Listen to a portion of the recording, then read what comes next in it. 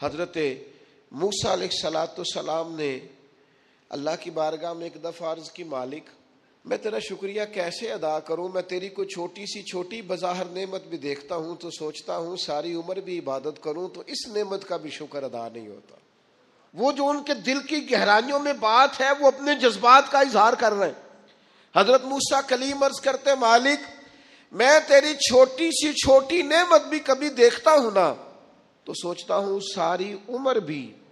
اس کے لیے عبادت کروں، جھکا رہوں سجدے میں، تو اس نعمت کا شکر ادا نہیں ہو سکتا تو ساری نعمتوں کا کیسے کروں۔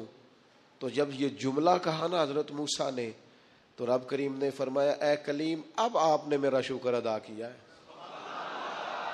یہ سمجھیں آپ اس پہلو کو، یعنی جب یہ احساس پیدا ہو گیا نا کہ چھوٹی نعمت کا بھی شکریہ ادا کرنے کی طاقت ہم میں، فرمایا اب تو نے شکر ادا کیا ہے، اب سمجھ آئی ہے شکر کی۔ او میرے عزیز، جب مزاج شکر والا ہو، طبیعت شکر والی، ہر وقت مالک کا شکر، ہر وقت مالک کا شکر، ہر وقت مالک کا، یہ مزاج کا بھی پیدا۔ حضرت داؤد علیہ السلام نے اللہ کی بارگاہ میں عرض کی، مالک مجھے بتا تو صحیح، ایک نعمت کا شکر ادا کر کے میں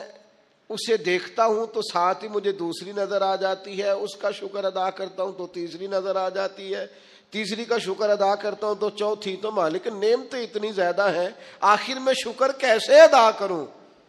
تو رب کریم نے فرمایا، اے داؤد آپ تو اپنے رب کی معرفت پانے لگ گئے ہیں، کو تو معرفت ہونے لگ گئی ہے، معرفت الہی پا گئے آپ نعمتیں گنے، زندگی میں گنو، آنکھ کی نعمت گنو، کان کی نعمت گنو، سمجھ کی نعمت گنو، آپ چلنے کی، چھونے کی، پکڑنے کی، سمجھنے کی نعمت شمار کرو، گنو۔ اللہ نے ماں باپ دیے، بہن بھائی دیے، اچھے استاد دیے، مشائخ دیے، گنو۔ اس کریم رب نے